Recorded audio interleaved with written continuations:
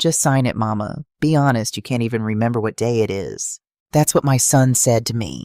He slid a stack of papers across my own kitchen table, pressed a pen into my shaking hand, and told me to my face that I was too far gone to know what I was putting my name on. And God forgive me, he was almost right. I was 3 months past burying my husband of 41 years. 3 weeks past a stroke that had reached up and stolen the words right out of my mouth.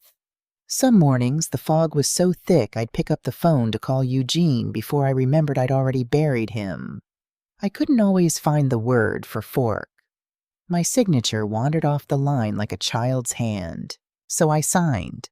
I signed because the voice telling me I was helpless belonged to my baby boy, the boy I carried, the boy I rocked to sleep in a chair I still own. When that voice says, "Trust me, Mama, a mother signs," I did not know I had just signed away a $1 million building my husband and I bled for 40 years to build. I did not know I had just put $180,000 of debt on the house I paid off free and clear with these 2 hands. I did not know $240,000 of Eugene's safe money, his careful money, his "I did this so you'd never have to worry" money was about to vanish into the pocket of a smiling man in a good suit. I just knew my son was holding my hand, telling me everything was going to be all right. That was the last lie I ever believed from him. I have loved that boy through things that would have broken a weaker woman in half. I covered his failures.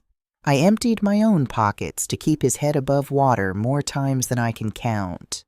And he looked at the wreckage grief and a stroke had made of his mother's mind, and he saw an opportunity. He didn't see me drowning. He saw a chance to go through my purse while I went under. He thought the fog would never lift. He thought a 64-year-old widow half buried in the ground right next to her husband would be too broken to ever count what was hers again. He forgot who raised him. So a few months later, when a young man at the bank slid one more paper across one more desk and smiled at me like I was just some confused old woman signing away the last of it, I smiled right back. I picked up the cheap blue pen nearly out of ink, and I wrote my name, Jody Calloway, slow, steady, the way my mama taught me to sign anything that mattered. He had no idea I wasn't signing anything away. I was taking every last dime of it back. I spent 40 years in this country watching exactly how money slips out of people's hands. Out of black folks' hands, out of widows' hands, out of the hands of anybody who trusts the wrong smiling man at the wrong moment. And what you watch close enough for long enough, you learn how to undo. I buried Eugene in March. A heart attack in the kitchen on a Tuesday morning. No warning, no goodbye, just a coffee cup hitting the floor, and 41 years ending before the pot finished brewing. Then in May, my own body turned on me. A little stroke, the doctors called it. The kind that doesn't kill you, just fogs you up like a windshield in November. For a few weeks there, my words came out sideways and my signature wandered off the line. That's the window they climbed through. And here's the part I'll never forgive. They didn't rush it. They waited.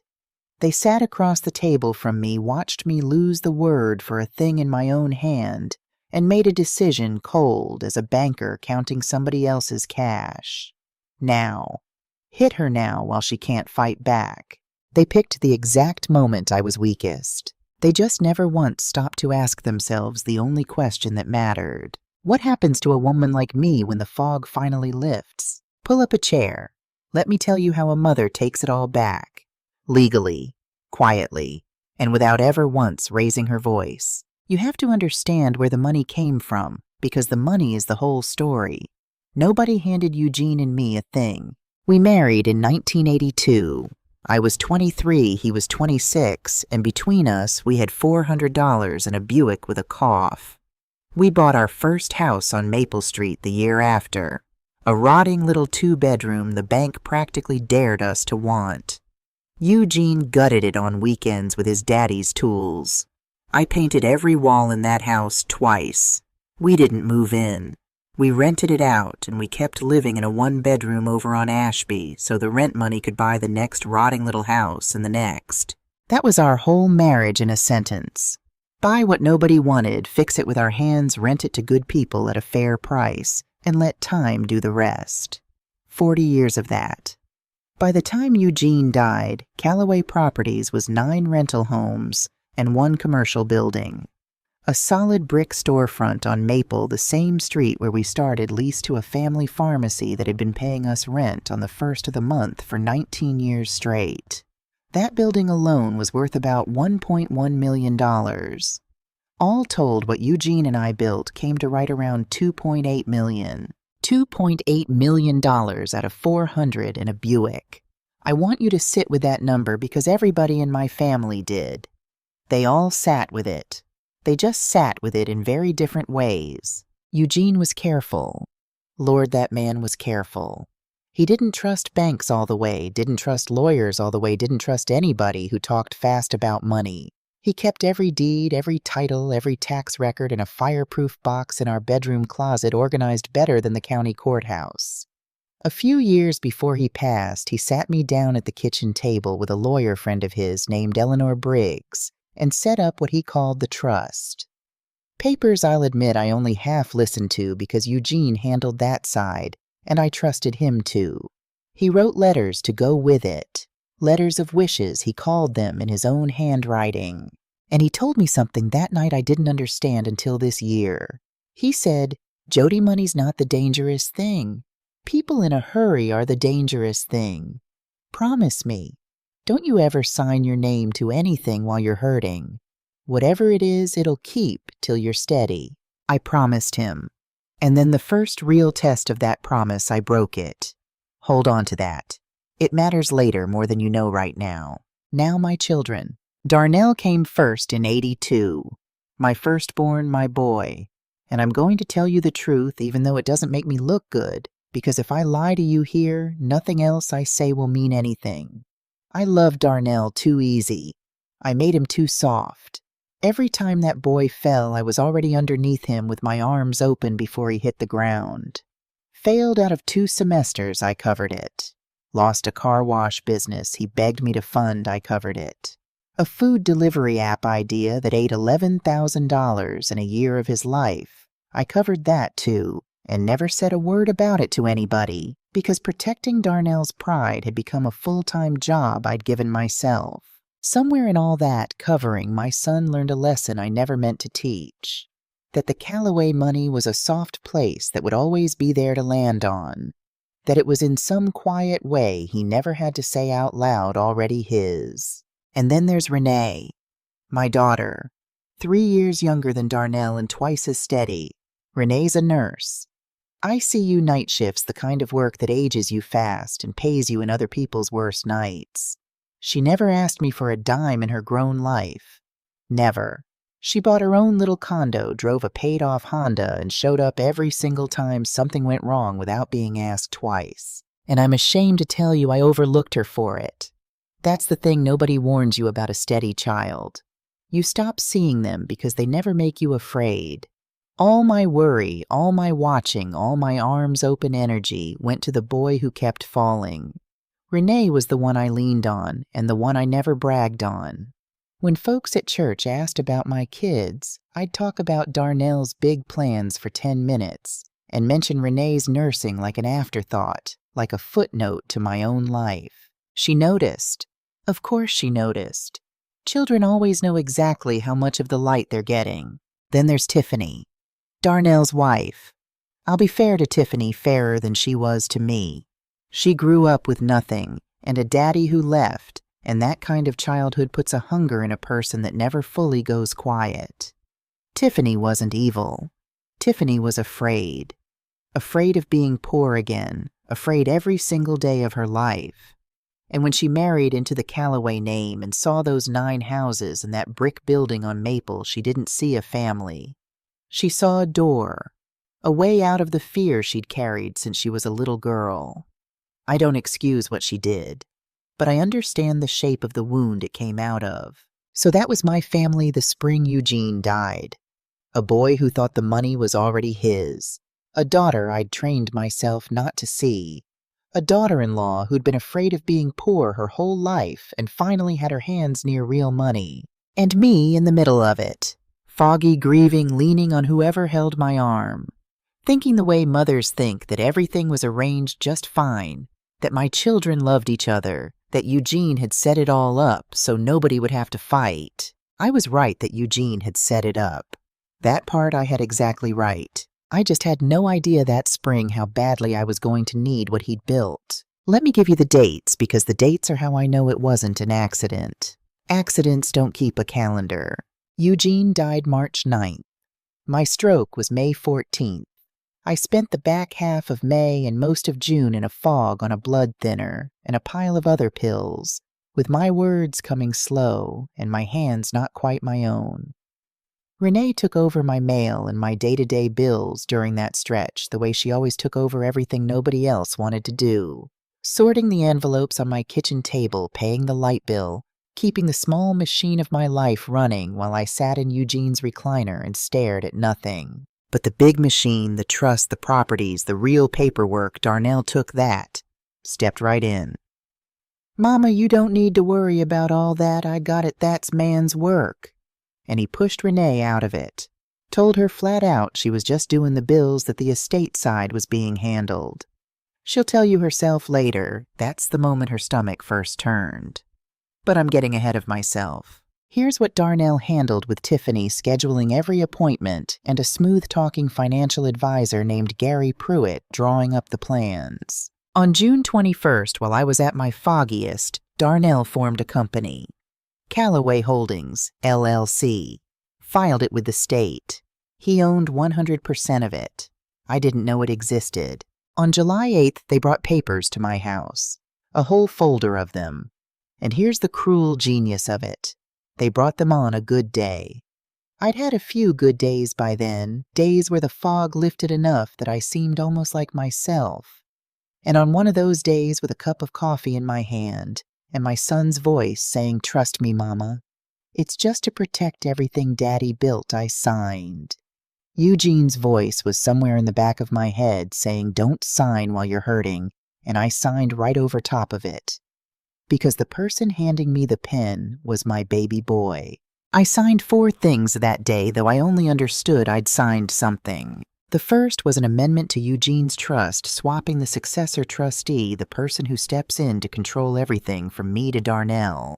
The second was a quit-claim deed signing the Maple Street building, that $1.1 million brick storefront, over to Callaway Holdings, LLC, his company. The thing Eugene and I started our whole life with, signed away in the time it takes to write a name. The third was a home equity line of credit, a HELOC against my own house, the house Eugene and I paid off free and clear 12 years ago. $180,000 of borrowing power with my name as borrower, and a joint account set up so the money could be drawn down. Drawn down by whom you can already guess. And the fourth, Gary Pruitt's masterpiece, moved $240,000 out of Eugene's brokerage account, the careful money, the safe money, into an annuity product, with fees buried so deep you'd need a flashlight and a prayer to find them.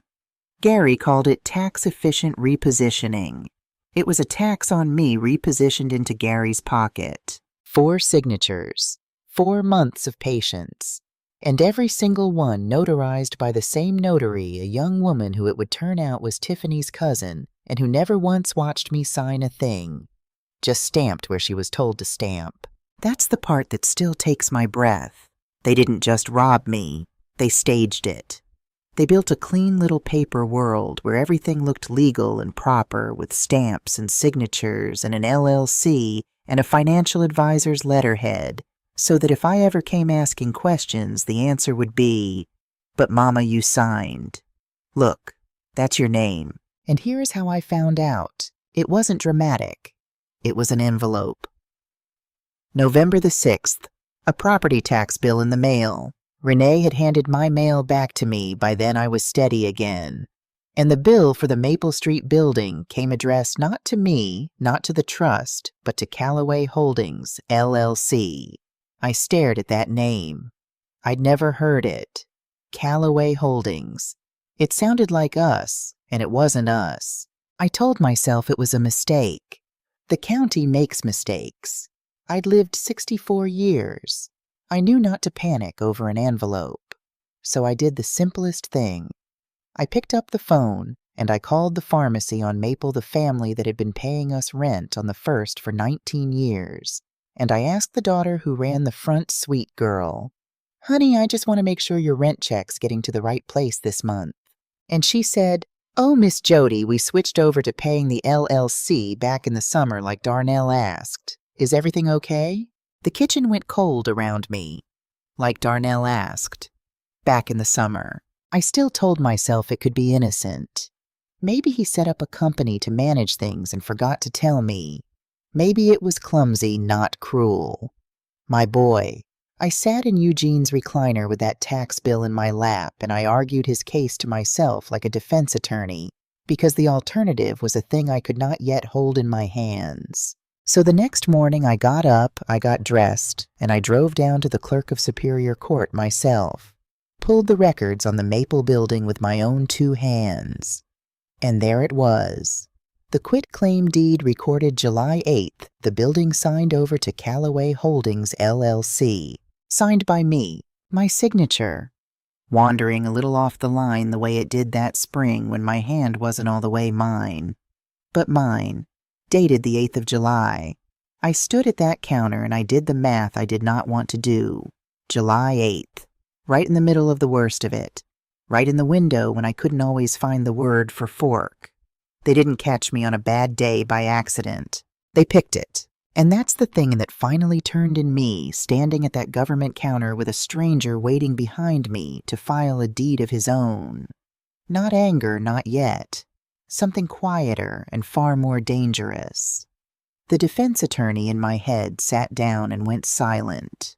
Because you cannot argue clumsiness when somebody waited for your stroke. You cannot argue innocence when they used your own foggy hand against you and had Tiffany's cousins stamp it legal. This was not a mess. This was a plan. I drove home with both hands tight on the wheel. And I'll be honest with you, because I promised I would. The first thing I felt wasn't strength. It was doubt turned all the way back on myself. Did I sign this? Am I losing my mind? Maybe I'm the one who's confused. Maybe Darnell's right. Maybe I can't be trusted with it anymore. Maybe a grieving old woman who had a stroke really shouldn't be holding the keys to $2.8 million. That's the voice they were counting on. That's the voice every one of these schemes is built on. The little whisper that tells the victim maybe you deserved it. Maybe you're as helpless as they're treating you. I sat in my driveway for a long time with the engine off, letting that whisper say its whole piece. And then I thought about Eugene at the kitchen table. Money's not the dangerous thing. People in a hurry are the dangerous thing. Don't sign while you're hurting. I thought about that fireproof box in the closet, organized better than the courthouse.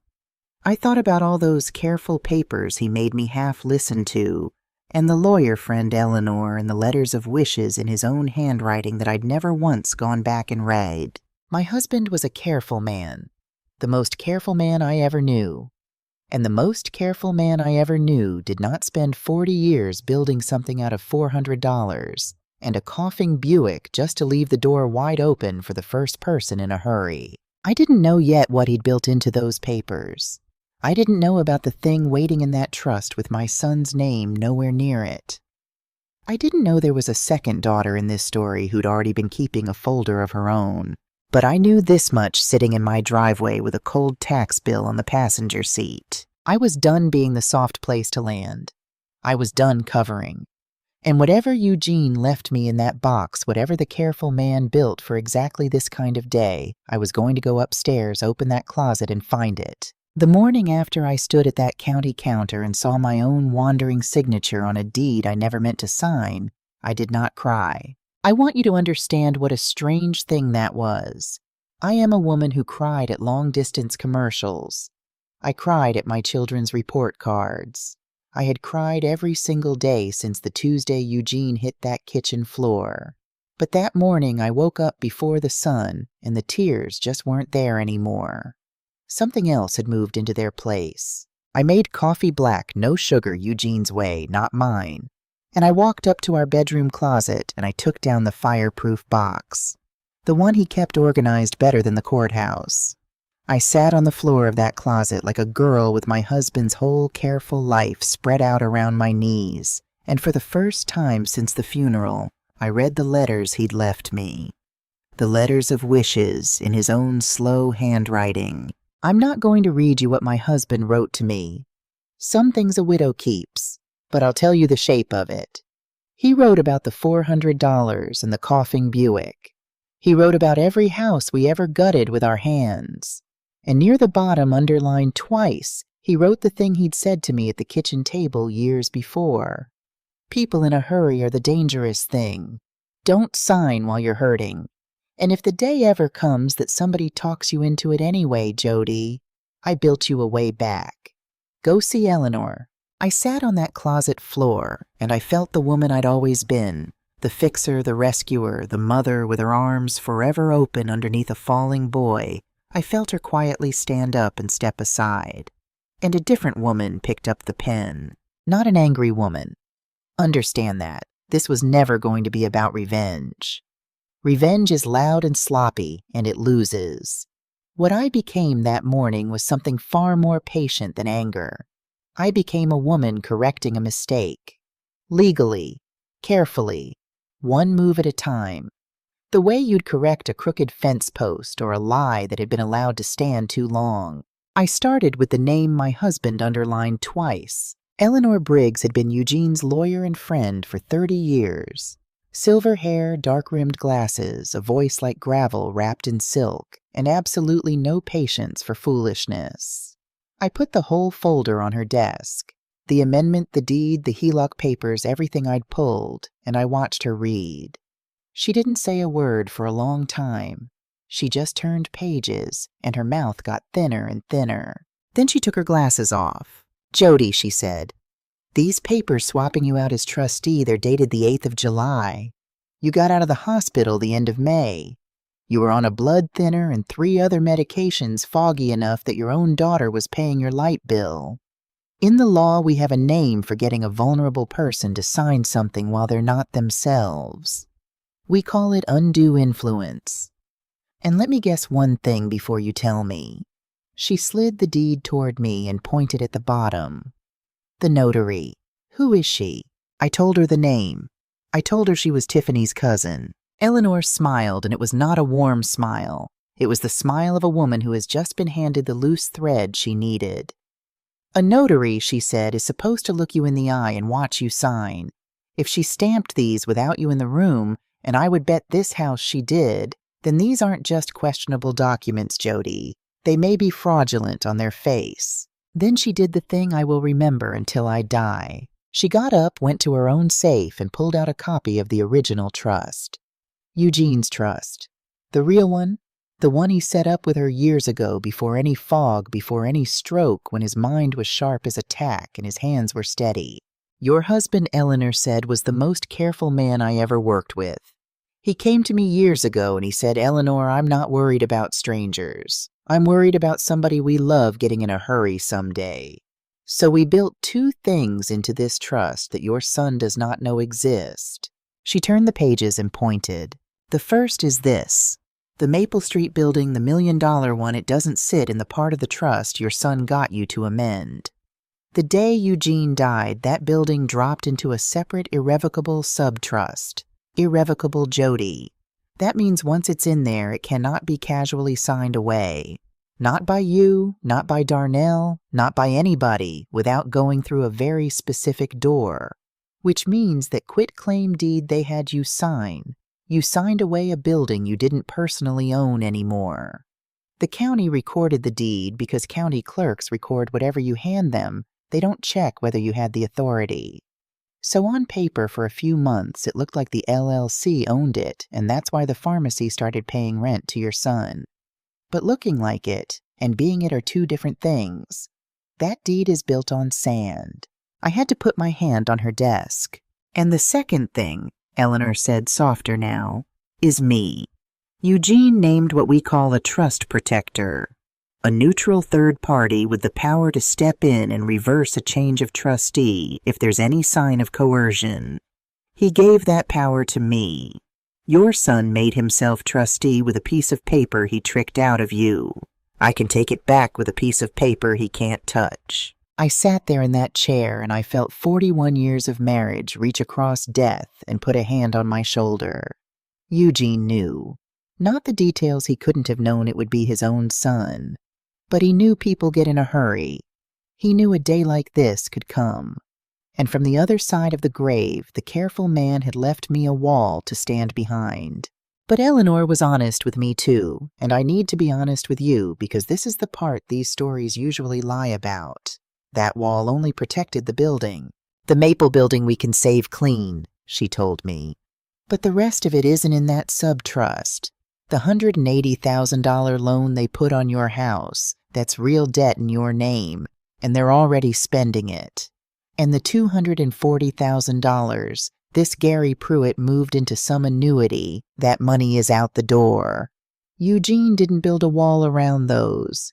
Those Jody we are going to have to fight for dollar by dollar. The wall buys you a place to stand. It doesn't win the war." I told her good, because I wasn't looking to be handed anything. I was looking to take it back. Next I went to Harold Simmons. Harold had done Eugene's books for 19 years. A quiet, exact man who wore a green visor like it was still 1975 and could find a missing dollar in a haystack the size of Georgia. I put the bank statements in front of him, and I said, "Harold, follow the money, all of it. I want to know where every dollar went and who's touching it." It took him 4 days. When he called me back, his voice was tight. "Jody, that $240,000 went into an annuity through this Pruitt fellow, and the fees on it are obscene, better than 7% a year, buried in language designed so a regular person never finds it. He didn't invest your money. He trapped it in a product that pays him whether it does a thing for you or not. And the home equity line, the $180,000 against your house, somebody's already drawn $60,000 off it, in chunks, over the last few months. $60,000. Gone. While I sat in Eugene's recliner learning the word for fork again. "So it's still bleeding," I said. "It's still bleeding," Harold said, "right now, today." Then I had Eleanor look into the smiling man himself, Gary Pruitt. And this is where I want to be very clear with you about how I did this, because the difference matters. I did not dig up dirt to threaten anybody. I am not that kind of woman, and more to the point, that kind of woman loses. What Eleanor did was pull the public record, the same record any one of you can pull on any financial advisor in this country, free in about 10 minutes. It's called broker check. You look up the man's license and you read what's been filed against him. Gary Pruitt's record was not clean. There were 2 prior complaints on file, both from elderly clients. One had quietly settled, which in that world is the sound a wrongdoing makes when it pays to disappear. And when Eleanor cross-checked the paperwork, the notary on one of Gary's older deals was the same young woman who'd stamped my fraudulent papers. Tiffany's cousin. This was not a man who made one bad call with my family. This was a man with a system. He found grieving people widows, mostly freshly bereaved, often black, often women, often foggy with loss, and he moved their safe money into products that bled them and fed him. My son didn't invent this scheme. My son brought a wolf to his own mother's door and held it open. And that changed everything about how I understood what I was doing. Because now this wasn't only about my $240,000. There were other women out there. Other widows who'd signed while they were hurting and had no careful husband and no Eleanor Briggs to build them a wall.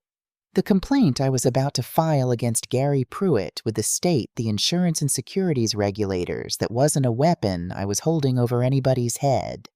That was a thing I was going to do regardless, because it was right, and because somewhere out there was a woman like me who didn't have what I had. A predator counts on his victims being alone and ashamed. I was about to stop being both. Now came the patient part, the careful collection. I gathered my own medical records, the ones that proved in a doctor's handwriting exactly what I was on and exactly how impaired I was on the 8th of July. I got certified copies of the fraudulent notarization. I pulled every HELOC statement showing the money walking out the door. Eleanor taught me to keep all of it organized, dated, copied, stored in 2 places the way Eugene kept his box. Evidence isn't worth a thing if it's a mess. Evidence wins when it's clean. And here in Georgia, the law lets one person on a phone call record that call. So I started recording. Not to trap anybody into a lie. I didn't need lies. I needed the truth in their own voices. And one evening, Darnell called me fishing the way he'd started to do, and he said it himself right into the phone. "Mama, come on, you know you weren't right back then. You needed me to step in and handle everything. That's all I did. You needed me to step in and handle everything." On the record, in his own voice, my son admitting he handled my affairs during exactly the weeks the doctor said I couldn't be trusted to. Eleanor nearly stood up out of her chair when she heard it.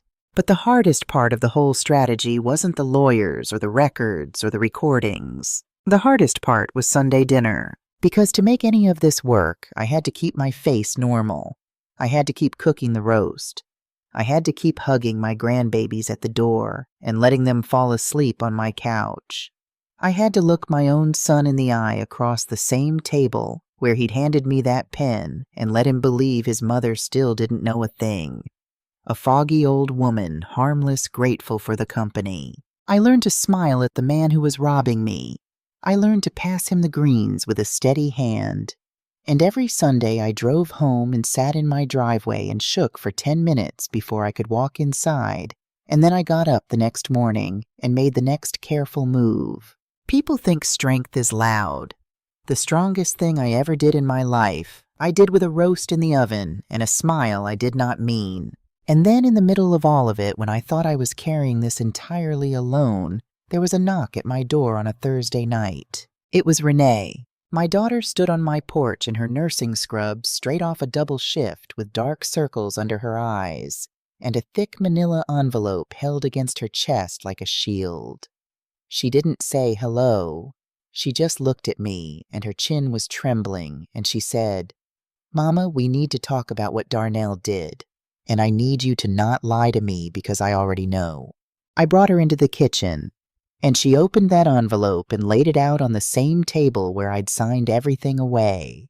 Bank statements, screenshots, photographs of documents, the LLC filing, the new brokerage account, dates, all of it going back months. Back to the summer back before I'd ever found that first tax bill. When you were sick, Renee said, I was the one paying your bills, sorting your mail. And I started seeing things, Mama. Mail from a company I'd never heard of. Statements that didn't make sense. And when I asked Darnell about it, he told me to stay in my lane. Told me I was just doing the little bills and the grown-up stuff was being handled. He pushed me out. And I let him for a while because... She stopped. She wiped her face with the back of her hand. Because I always let him. Because he was always the one that mattered. And there it was. The thing I had spent her whole life pretending not to see laid on the table next to the evidence. I know I was never the one you bragged about at church, Mama. My daughter said quiet now, the fight gone out of her voice and just the hurt left. I know that when people asked about your kids, you talked about Darnell's big plans and you said, and Renee's nursing, like it was something you almost forgot. I have known that my whole life, and I started keeping this folder anyway, 5 months ago, because somebody in this family had to watch your back, and I figured it was always going to have to be me, whether you ever saw me or not. I want to tell you I stood there with dignity. I did not. I sat down in my own kitchen chair and I broke completely in half, because every single thing she said was true, and that was the worst part. There was no lie in it to defend myself against. I had loved Darnell too easy. I had made him soft with my rescuing. I had poured all my worry into the child who frightened me and taken for granted the child who never did. The scheme that nearly took everything from me, I helped build the man who ran it. With my own hands. With my own blind, favoring love. My son learned the money was a soft place to land because I was the soft place over and over for 30 years. And while I was busy not seeing it, the daughter I overlooked had been quietly standing guard over my whole life, expecting nothing, getting nothing, and doing it anyway. "I'm so sorry," I told her, and it came out wrecked. "Baby, I am so sorry. I saw you wrong your whole life. I saw you wrong." And Renee, this child I did not deserve, came around that table and got down on her knees and put her arms around her crumbling mother and said the thing that finally turned the whole war. "Then let's see them right now," she said. "Both of us. Together." That was the night I stopped being a woman fighting alone in the dark. That was the night the Callaway women started fighting back as one. After that, the moves came faster, and they came together. Eleanor made the first official strike, and she made it quiet. She formally invoked the power Eugene had left her, the trust protector power, and moved to reverse the trustee amendment and void that quit-claim deed on the grounds of undue influence, and the simple fact that you cannot sign away a building you no longer personally own. No press, no drama. Just certified mail and the slow, grinding, beautiful machinery of the law turning in our direction for once. While that was working, I did the things I could do with my own 2 hands. I went to the bank and I froze that home equity line. Shut the spigot off so not one more dollar of the 60 I hadn't already lost could walk out the door. I changed the access. I changed the passwords. I locked down every account Eugene and I ever opened. The bleeding stopped that afternoon. After months of it, the bleeding finally stopped. Then Eleanor sent Gary Pruitt a letter. It was a polite letter. That's what I loved about it. Cold and correct and polite as Sunday. It laid out in plain legal language that the $240,000 had been moved on the authority of documents, signed under undue influence, and stamped by a notary who never witnessed a thing, and it requested the full return of those funds within 30 days. It did not threaten him. It didn't have to. Because attached to it as a simple matter of record was a copy of the complaint we were preparing for the state regulators. Not as a club, as a fact. A fact Gary Pruitt could read for himself and do his own math on the same way he'd done his math on me. I have never in my life enjoyed a stamp on an envelope the way I enjoyed that one. And across town, the family started to feel the floor move under them without being able to see what was shaking it. Darnell got an alert on his phone that the home equity line was frozen. He called me that same night, and I could hear it in his voice, that first thin edge of panic underneath the casual. "Hey, Mama, funny thing, the bank's got something locked up. You know anything about that?" And I said, calm as the river, "Oh, baby, don't worry yourself. I've just been sitting down with your daddy's lawyer cleaning up all that old paperwork. You know how Eugene kept things. It's a mess. We're just tidying it up." Silence on the line. I could practically hear him trying to decide how much to ask. Because here was his problem, the beautiful trap he'd built for himself. He couldn't ask me what I knew without telling me he had something to hide. He couldn't push without confessing. The only move he had was to smile and say, "Okay, Mama love you," and hang up and go sit in his kitchen and wonder. Let him wonder. I'd smiled at his dinner table for months. Now it was his turn to lie awake. But I'll tell you what I didn't know yet, sitting there so pleased with my quiet, careful moves. I didn't know that across town, Tiffany, afraid sharp-cornered Tiffany, was about to walk into my house, see one thing she was never supposed to see, and nearly bring the whole patient plan crashing down 3 weeks before it was ready. It almost fell apart over a business card. 3 weeks before Eleanor had everything in place, Tiffany came by my house. "Just checking on you, Mama Jody," she said at the door, all sugar the way she got when she wanted something. I made her tea. I played the Foggy Widow slow and grateful for company while she sat in my kitchen and watched me with those careful, hungry eyes. Then she asked to use the bathroom, and on her way she passed through my dining room where, God help me, I had left a small stack of mail on the sideboard.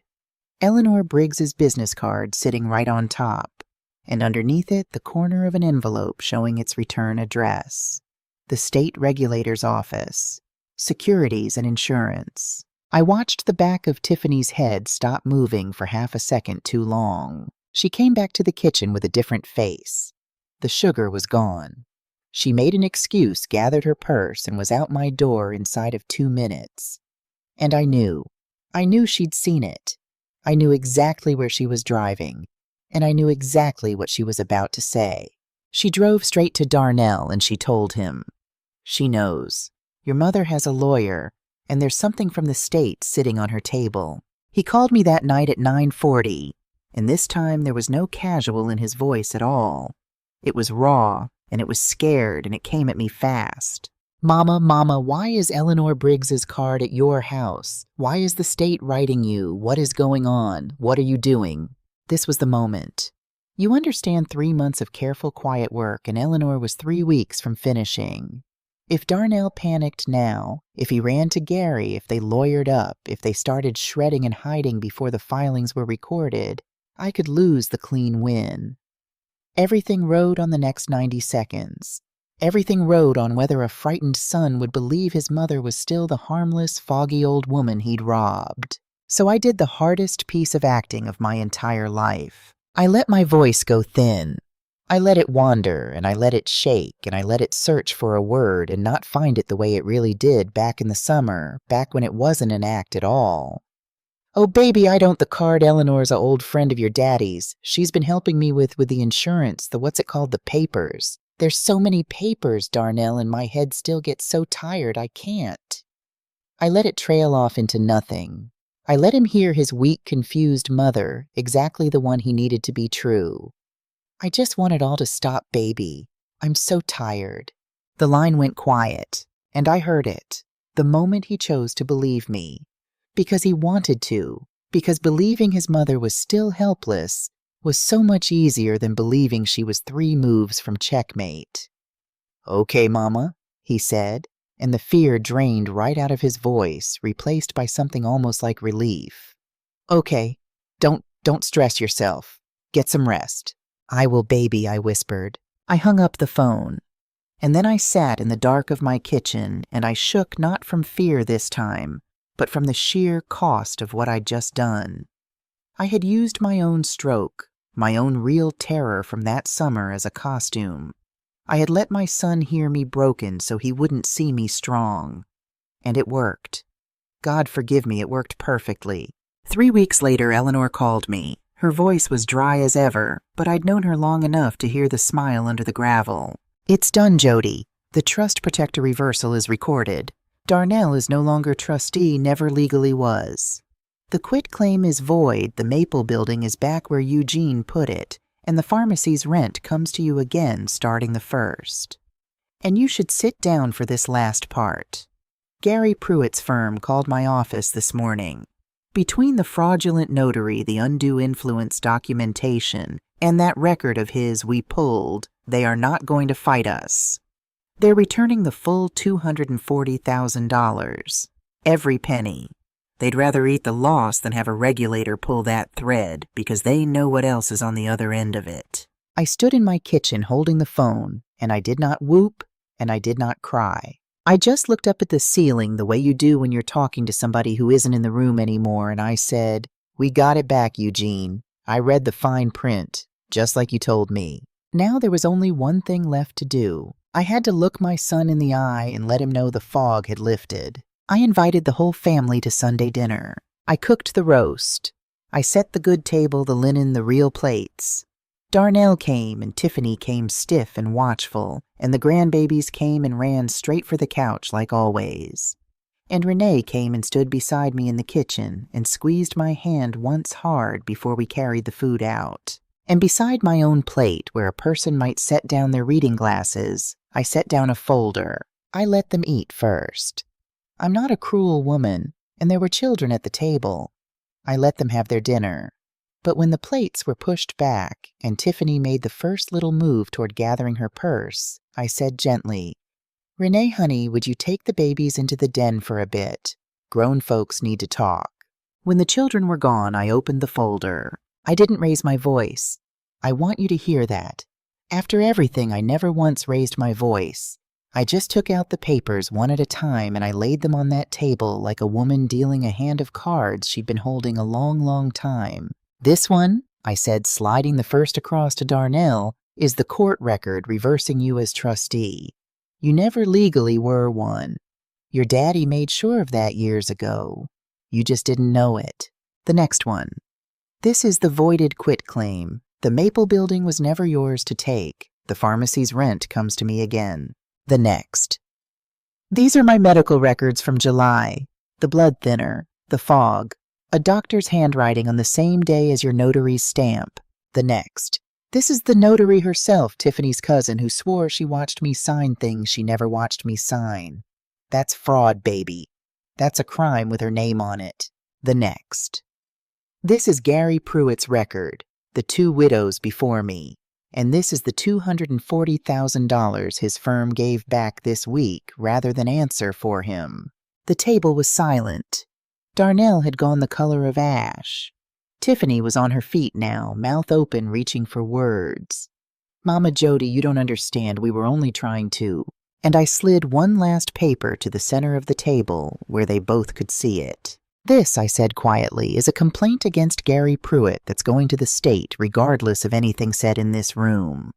Because there are other women out there he did this to, and I am not going to be quiet about that to protect anybody's comfort.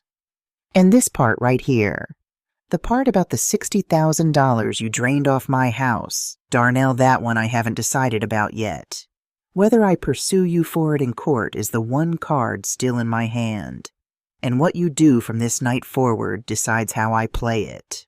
I looked at my son, and here is where I want you to understand the difference between what I did and simple revenge. I did not gloat. I told the truth. All of it, including my own. Darnell, I said, I need you to hear something because it's owed to you. I taught you the money would always be there to catch you. 30 years every time you fell, I was underneath you before you hit the ground. I covered every failure, and I called it love. And what I was really doing was raising a man who believed his mother was a soft place he'd never run out of. That's my sin. I built that, and I will carry it to my grave. His eyes came up to mine, wet and stunned. But, I said, and my voice did not waver, what you did waiting until a stroke took my words going through my purse while I was drowning, bringing a wolf to my door and holding it open that is not mine to carry. That one is yours. I made you soft. I did not make you do that. Tiffany grabbed her purse and walked out of my house. The door slammed. We didn't follow her, and we didn't ever really get her back, and I won't pretend to you that I grieved that. But Darnell stayed in his chair, shrinking. A grown man of 41 finally feeling the full weight of a thing land on him without his mother there to lift it off. "Are you done with me?" he whispered. "Is that what this is?" And this is the part the angry version of this story would get wrong. The easy version would throw him out or take everything and laugh. But I am not in the business of becoming what hurt me. "No," I said. "I'm not done with you, but things are different now, and you need to understand how." I folded my hands on Eugene's good linen. "I've set up a trust for your children's education. Renee manages it with me. Not you her, because she's the one in this family who's proven what she does when nobody's watching. Those babies will go to college. That part's handled, and you can't touch it, and you can't fail it. And you," I said, "you can sit at my table again, Darnell. You can earn your way back into this family. But you'll earn the chair this time the same way I earned this house. With your own 2 hands and starting with every dollar of that $60,000 paid back slow on a schedule like a debt. Not because I need the money, because you need to learn what it costs to carry your own weight since I never let you learn it before." He put his face in his hands and he wept like the boy who cried when his turtle died. And I let him. I didn't reach across to fix it. For the first time in his whole life, I let my son sit in something hard and didn't pull him out. That was the most loving thing I ever did for him. It just didn't look like it. The Maple building still pays me rent on the first, same as it has for 20 years now. The $240,000 is back where Eugene meant it to be safe and quiet. The house is mine, free and clear, and the $60,000 Darnell drained off it comes back to me a little at a time. In checks, he writes himself slow and awkward and real. Gary Pruitt is under investigation by the state. And the part of all this I'm proudest of has nothing to do with my own money. When my complaint went in those 2 other widows, the ones from his record, they weren't alone in the dark anymore either. One of them got her money back this spring. A woman I've never met who had no careful husband, and no Eleanor Briggs got a wall built for her out of the one I built for myself. That's the thing nobody tells you about taking back what's yours. Done right, it leaves the door open behind you for the next woman they were counting on to stay quiet. I won't sell you a tidy ending because life didn't hand me one. Tiffany filed for a separation and moved across the state, and that's its own kind of sad no matter what she did. Darnell and I are not healed. We're honest, which is different and harder and the only ground worth building on. Some Sundays he sits at my table and it's quiet and stiff, and some Sundays it's a little less so. He's not the boy in the photograph on my mantel anymore, but he's not the man who handed me that pen either. He's somewhere in between doing the slow work, and I've made my peace with not knowing how it ends. The real treasure that came out of all this wreckage wasn't the money. It was Renee, my steady girl, the one I trained myself not to see for 38 years, who kept a folder in the dark because somebody had to watch my back. She sees me see her now. We have coffee on Saturdays. She tells me about her shifts. I brag about her at church until people are tired of hearing it. I got my husband's money back, and I'm grateful. But I got my daughter back, and that's the part I'd have paid all $2.8 million for. I set up a scholarship in Eugene's name for kids in our old neighborhood, trying to buy what nobody wanted and fix it with their hands. The careful man would have liked that.